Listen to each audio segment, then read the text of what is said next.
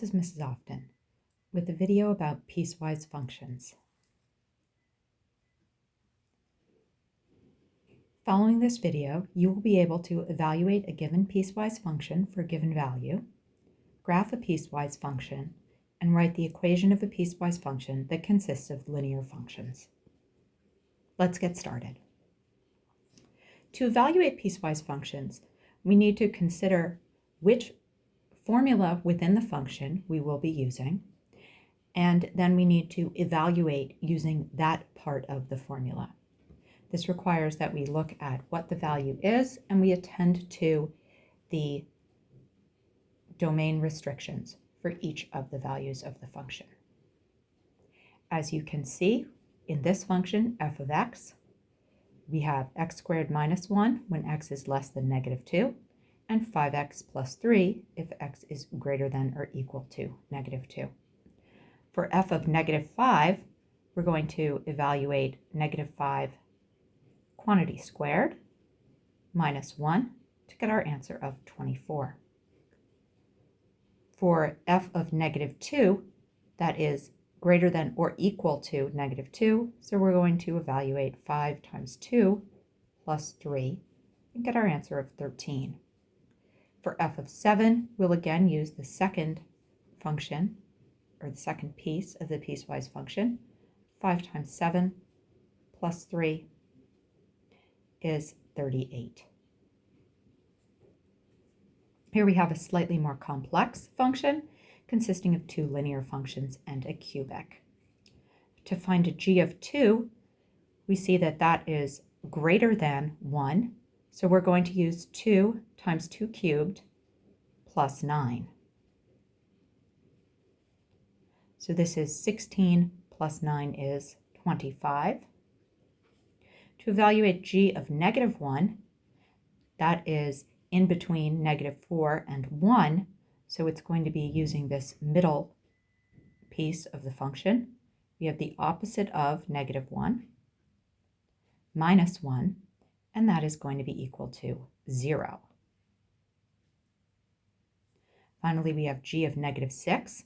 Because -6 is less than -4, we're going to use the first piece, the topmost piece. 1/2 times -6 is -3, plus 3 is again 0. So evaluating is pretty straightforward. You just need to be careful to follow the restrictions associated with each piece of the piecewise function.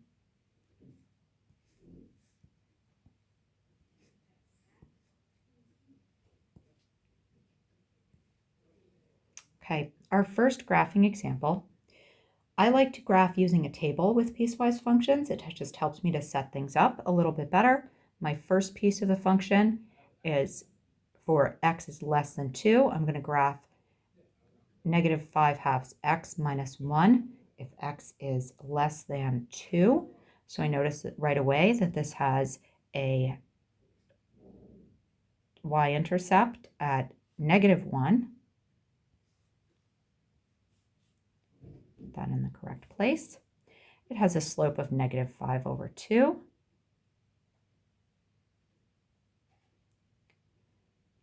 And the value at 2 is going to be -6.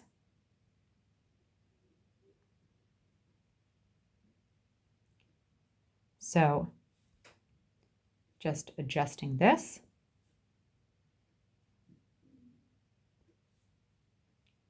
I'll put my open circle and draw my line.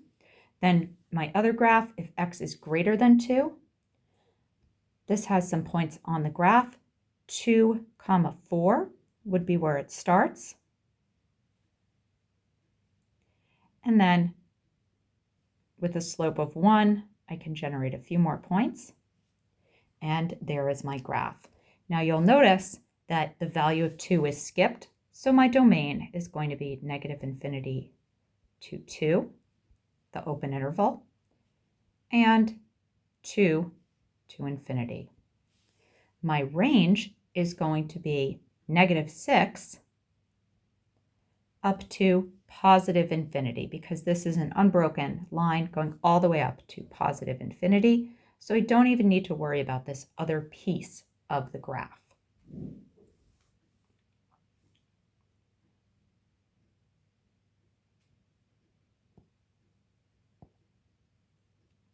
Looking at my next example, this has 3 linear functions, 2 constant functions and 1 linear function.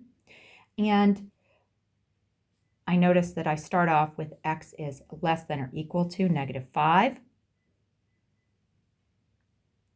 and that it's going to have a value of 1. That's going to have a closed circle because of the less than or equal to, and the arrow will point to the left. Similarly, on the other side of my function, if x is greater than or equal to 1, the function is valued at 6.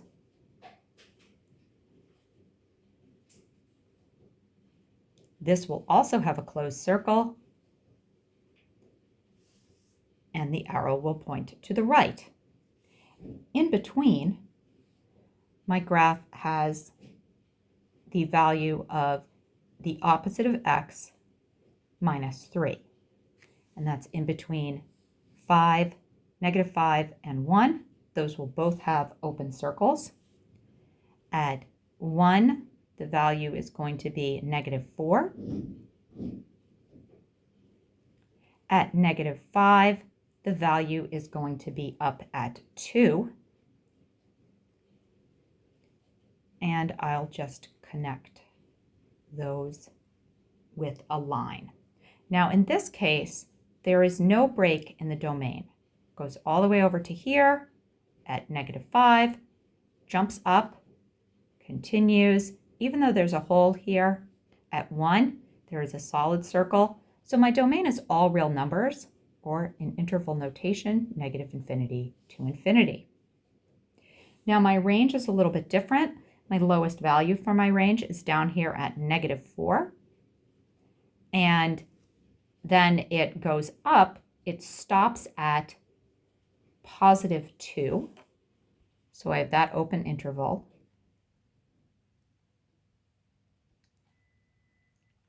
And that includes this -1 over here.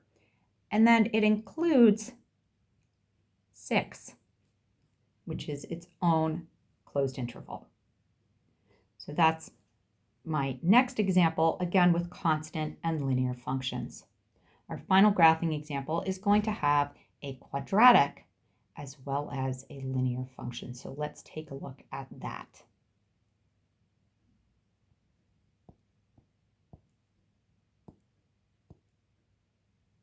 Okay, so you'll notice here, for a portion of my graph, I have the linear function 2x plus 5. When x is less than 4, that's going to end with an open circle. And my other function is x squared plus 3x within this piecewise function. That's if x is greater than or equal to -4. So I did a little bit of work with this first, and with that x squared plus 3x, I found that it had zeros at x equals 0 and x equals -3. It also has a vertex at -1.5, -2.25. And this could be useful to us, so we want to hang on to that right now. And I'm just going to graph that right here, along with my zeros at -3 and 0. And then at 1, I'm at 4.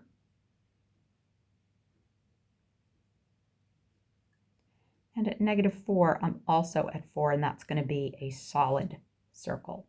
So I'll go ahead and draw that graph. And then I'm going to graph my other function, which is the if x equals negative, or x is less than -4.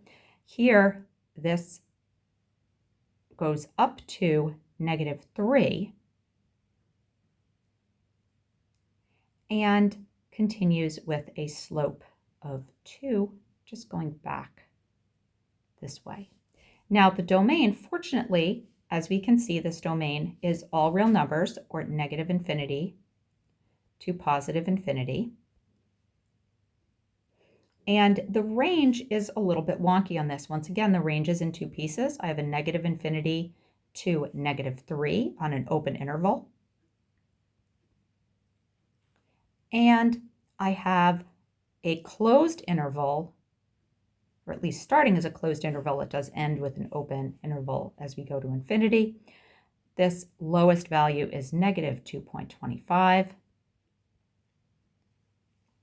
and it goes to infinity. The next portion of this video will have information on how to write piecewise functions.